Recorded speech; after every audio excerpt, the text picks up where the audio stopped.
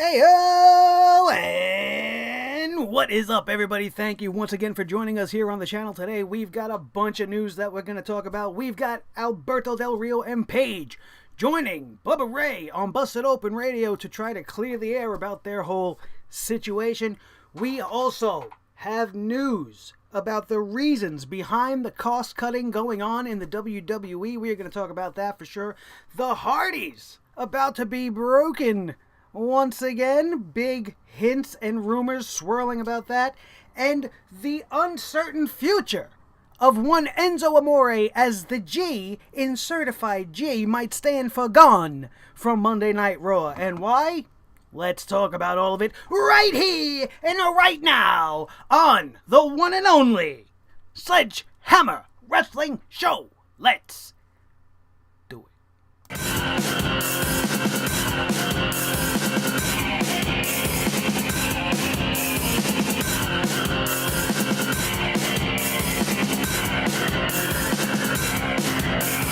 The Sledgehammer Wrestling Show.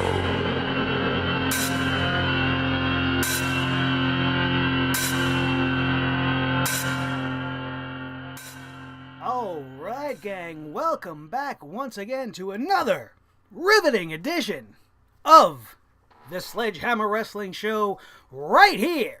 Not here, here on Sledgehammer TV. My name is Nick Nightmare. I am your host as always, and joining me, the champ of microphones, Mr. Blue the Snowball, and we've got a loaded show today. We've got a lot of shit to talk about, and we are going to get right to it. Let's pull up the notes here. We've been talking almost ad nauseum on this channel about the situation with Alberto Del Rio and Paige, and yesterday they decided to clear the air by hitting the airwaves on Sirius XM satellite radio. Let's talk about that right now. The airport incident between Paige and Alberto El Patron was nothing more than a quick argument that was blown out of proportion by the media. This was according to the couple themselves, as Alberto and Paige opened up in an interview Thursday with Busted Open and Bubba Ray Dudley on Sirius XM satellite radio, their first media appearance since the incident occurred, and they addressed the entire ordeal for almost 30 minutes. Paige admitted that they should not have been arguing in public, but Patron was much more unabashed by the situation and said he was not even going to apologize because they're just regular people. They are passionate, and that's how they argue. The couple both then claimed that 90% of the reports that came out from the media were false. As for Paige using social media, Paige's family, using social media to beg for help in getting her away from Alberto, the ex-WWE star says that everything is good with them now, and they were just worried about the things that they were seeing being reported online, even though her brothers seemed to tell somewhat of a different story. Paige also revealed that her latest CT scans have returned and all is seemingly well and should be making an in-ring return sometime soon. This whole situation reeks of cover-up.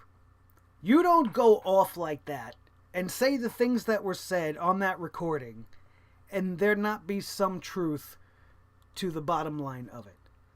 This has got the makings of scandal all over it. I'm almost positive that if and when this relationship comes to an end, all the dirt will be revealed by one or the other, and all the truths will finally be known. Until that day comes, it's all going to be a bunch of bullshit. They want everybody to just sweep this under the rug. Oh, Paige's family's good with it now. The things these guys were saying online is in no way a response to what was happening because of this incident at the airport all these months ago. There is much more to this whole story. And I have seen firsthand domestic violence situations. I have had friends and family that have had these situations, and you see this happen all the time. Once the incident blows over, everybody just says, oh, you know, it happened, whatever, we were out of control, blah, blah, blah, don't worry about it. Everybody does it, and blah, blah, blah. We're just regular people, and we're just going to move on with life until it happens again the next time. And we go around this 24-hour media circus once again, and then this one will say it didn't happen, then the other one will say it wasn't a big deal, and we're supposed to just sweep it away. And you know what? That's what I'm going to do, because like I've said every time we've covered this topic, I did not start this channel to talk about real news and domestic situations and stupid shit like that. We're here to talk about wrestling. And in the end, Alberto El Patron will be resuming his activities with Global Force Wrestling at a future date, which is unknown right now. Paige on her way back to the WWE in some capacity. Hopefully everything works out smooth and they'll be back in the ring, because that's the only thing I want to hear or see from either one of these people anymore. And as much as I'm against it and don't believe it, I don't want to care about it anymore. So let that be the last we hear of this, because if it truly is a toxic relationship, it will implode eventually, as all toxic relationships eventually do. Moving on to much happier and much more wonderful news. Broken Matt Hardy has apparently been awoken. I don't know. Let us find out. In a statement released a few weeks ago by Ed Nordholm, GFW, formerly known as TNA, current president, claims that the company is moving on from this whole Broken ordeal, as the trademark application they filed for all Broken-related terminologies have been rejected by the United States Patent and Trademark Office, and they're just going to move away from it. They don't care. Matt Hardy took to Twitter after this had happened, cryptically tweeting that it's happening with the hashtag Broken. And then a WWE.com exclusive video after Monday Night Raw shows Matt being almost like his former Broken self, and has claimed to have been triggered and finally have been awoken by the revival. And it was very, very Broken-esque to me. Is Matt Hardy finally going to become Broken on WWE TV, or are we going to see some new awoken or awakened Matt Hardy? Some little maybe loophole around it just by not using the word Broken, or I don't know. Maybe it's just a teaser and the beginning to some new things we're going to have to learn to love when the Broken Brilliance comes to Raw. It should be a very interesting lead into SummerSlam as far as the Hardys are concerned. We can only hope for the best. Jeff Hardy, notably in that interview, also claiming that he feels like a number one contender again, possibly hinting towards his future plans with the WWE, or are they just talking back in the tag team sense, and that he feels like they should be going up for the Raw tag team titles once again? Either way, fine. Let's do it with a new, fresh, Broken incarnation. Let's get this nostalgia act over with and continue on with some new, riveting television brought to us by the Broken Brilliance of Matt Hardy, the General himself. And I can't wait to see what's going to happen there. In a little more serious note, the WWE cost-cutting situation. Now, we all know that the pyro's been taken away and that they've been canceling shows left and right. And this worries me, because the reason that is being given for this is a very easily solved solution to it, and we're gonna go over it first. First, let's read the news. And the news is that WWE cost-cutting has been due to the search for more profit, as the WWE Network has not been producing as the WWE originally has thought. In the last few months, the WWE Network has gained 600,000 new subscribers, but has had 604,000 subscriptions canceled during that same time period. The lack of revenue being generated has led the WWE to cancel production on many network original programs like R-Truth's never-aired game show, The Edge and Christian Show, and Legends with JBL. It is also the reason for the reduced schedule of Talking Smack, And there has been no further news on the production of the WWE's UK division. The network issue has also been cited as the reason for the removal of pyrotechnics from all shows and could also lead to the WWE looking to cut talent. That is the bare bones of it. That's the bottom line of this whole situation from A to B. The WWE network is not generating the response or the revenue that they expected, and they are starting to cut costs in every single manner that they can, except for the ways that they probably should. The WWE network, I've been very vocal on my channel throughout the years. It's one of the topics that I've hit very many times, and there is a very easy solution to the WWE network. And yes, it's a streaming service like Netflix, and that's fantastic. But you're calling it a network, so run it like a network. That's what's missing. It needs to have structure and schedule and themes and special weeks, like they have Shark Week. Coincide some programming with fucking Shark Week on the WWE network. Feature things, matches with Shark Boy, or matches when John Tenta was the Shark, or any fucking thing you could pull, any reason why. Bash at the Beach. Any single one of them. Anything that had a shark in the fucking logo. You can do interesting things like that. It's Shark Week. Everybody celebrates Shark Week. I know it's a Discovery Channel thing or a Nat Geo thing, whichever one it is, but it's used across all networks because everybody knows that's what's the topic. And if you want to be in and if you want to be hot, you got to be with the times and with the topics, and you're not doing that by just having your live stream be repetitive 4-hour block of programming that you keep showing over and over again, that you could also go on TV and watch Total Divas over and over again on the E network itself. It doesn't make sense to me. If you had a program manager and a structure and true schedule to the network, break in for live exclusive things, why was that Madison Square Garden incident with AJ Styles where he won the United States Championship? That should have been broken into live on the network following what happened. They're not using it properly, and that is the reason why it's not performing. Couple that with the fact that the TV itself and all of WWE's shit for over the last couple of months has been just that. It has been shit. We have had to witness the repetitive failure of the push of Roman Reigns and the repetitive nonsense that they keep giving us with superstars like Bray Wyatt who are being underused, Finn Balor who's not been the demon since about this time last year, and they're just failing to capitalize on every single aspect and every single superstar that they have or are trying to push. The only positive thing that has come out of the last 6 months is Braun Strowman.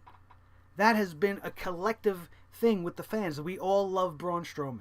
It was a long time to get there, and a lot of us came out right on top and shit all over the big man. I was one of them. And he has me eating my words now, because he's one of the best parts of Monday Night Raw each and every week. I love what he has become.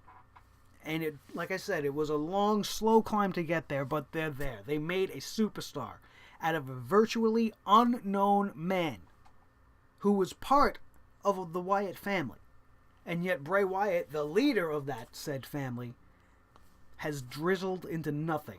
And the other two members have been missing in action for fucking ever. Where the hell are they? Are they back at the compound just waiting? I mean, you're wasting very, very valuable talent. Luke Harper and Eric Rowan are great talents in the ring. The tag team division sucks. Bring them back. But they just won't. They don't know what the hell they're doing. This cost-cutting situation is getting out of hand. And by blaming it on the network, you're not seeing the big picture. Instead of blaming it on the network and taking away the shows that are probably going to make people subscribe to the network, like the Edge and Christian show, which I was very much looking forward to, and making more original programmings and more reasons for people to watch the network because you can't get this stuff anywhere else, that you're taking it all away. And putting it to its bare bones and leaving it as just a streaming service. So shows like Unfiltered are going to end up getting the cut. We have shows like Bring It to the Table. I know it's not a great show. It's not truly a real show. It's somewhat scripted. And they may tiptoe on the line of reality here and there, but at the end the show just really sucks, and the panel that they have just aggravates me, and Corey Graves, God bless him for being there, the one sole voice of reason, but as of late, he's been saying some very corporate things that I just don't really think that a guy like him would be saying. But we're going to forgive all that because the show in itself is a fucking failure, as is most of the things that they've been doing lately, like we said. And this is another in a long line of things that should not be happening. They should be focusing and investing more in the programming that is destined for their network, and you will see results.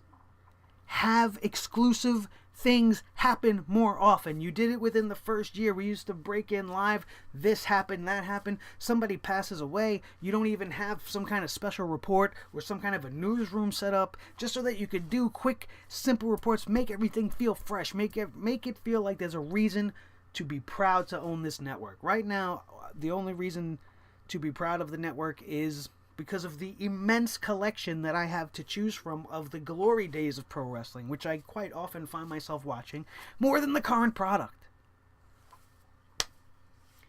That's what the WWE needs to do. I could talk about this for days, because if you gave me control of that network, I swear to God, it would turn around in 24 hours. The interface is counterintuitive, the search method sucks, everything about it, as far as a program, needs a big tweak. But to be able to go back and watch World Class Championship Wrestling, classic NWA, classic WCW, old Royal Rumbles, old WrestleManias, at the drop of a dime, whenever you want, that in itself is worth it. Plus being able to see the pay-per-views for $10 a month, fucking fantastic. I wouldn't even behoove them raising the price of the network if they were delivering more on it as a network and less as a streaming service. But that's all we are going to say about that. Hopefully we see some type of a turnaround and that they start to remember that they're a wrestling show, and that's where their focus should be. And if you have a good show every Monday and you have a good show every Tuesday and you put on a great fucking pay-per-view every single month, regardless what brand it's for, you are going to see more subscribers to your network. That is the bottom line. No matter what type of network you offer. If you put on good quality shows, people are going to flock to see more. And those of us that have been with you since day one, we're waiting for more and you're taking away. You gave us so much potential and so much great original programming from Legends House all the way down to Superstar Inc. But yet if you follow the YouTube page, which is free, you get way more exclusives, way more video content, way more. And why there's not a YouTube section on the network, I'll never know. See what I mean? I can just talk about it on and on and on and on. But let's get to our final story of the night, which is the uncertain future of Enzo Amore. Everybody's favorite little buddy, everybody's little underdog pal, everybody's pulling for right now, everybody except for Vince McMahon and the creative at Monday Night Raw. Enzo's a little guy, he's little, he can't fight nobody, there's nothing good about Enzo. He's good on the mic, that's it, you let him go out, you let him talk, and then that's gonna be it. That's what the creative says. Talk, and then someone will come out and kick your teeth out, and then we'll go away and we'll do this whole thing all over again next week. Creative. Stamp. Get the fuck out of here. The Certified G has been in the news lately, and not for good reasons. After being kicked off the Monday Night Raw tour bus by Roman Reigns, and stories beginning to emerge of Enzo's brash and braggadocious ways backstage, and how irksome it is to fellow talents beginning to surface, WWE may be looking to move him away from the main roster and either back down to NXT to help live event ticket sales, or to 205 Live to help the whole fucking show altogether. This move would also be to get him away from Vince McMahon and his senseless booking of him on Monday Night Raw, where due to his size, he obviously sees Enzo as a comedy act who just gets beat up. I couldn't agree with any of this even more. I've said it a million times on this network. As soon as Enzo and Cass broke up, I said right from the get-go, Enzo is going to get lost in the shuffle Vince does not know what to do with a guy like Enzo because he does not like the small stature guys like Enzo. If you are not going to move him to SmackDown Live to get him away from Big Cass and establish his own signature storyline and get him moving on his own, the best thing you could do is put him on 205 Live. He is a certified superstar. He is a bona fide stud, like he says on the microphone. And he could talk people into the seats more than he can produce in the ring, as far as I'm concerned. He doesn't even have to produce in the ring. If he can get the people's interest, which he is so over it's disgusting. We don't really know where Enzo's in-ring talent lies. I know it's there. I've seen it in NXT. I don't know where it's been because he's just getting his face kicked off every single week. And it's starting to get loathsome and tiresome. And to move him to 205 Live and let him be a featured act on that show would definitely bring more eyes to it. It would get more people to stick around. He'll come out, he'll do his shtick, and he could fight guys like Brian Kendrick, and he could challenge guys like a Cedric Alexander, and have matches that we've never seen before and probably end up showing us some really good stuff as far as Enzo Amore's in-ring talent.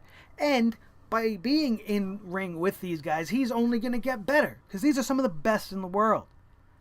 And 205 Live is not the best showcase for them because nobody's watching.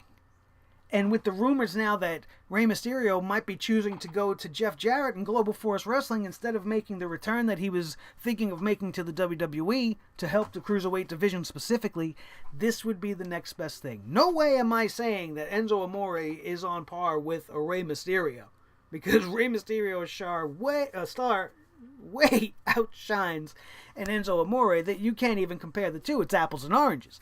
But Enzo Amore right now, in today's time, is a star.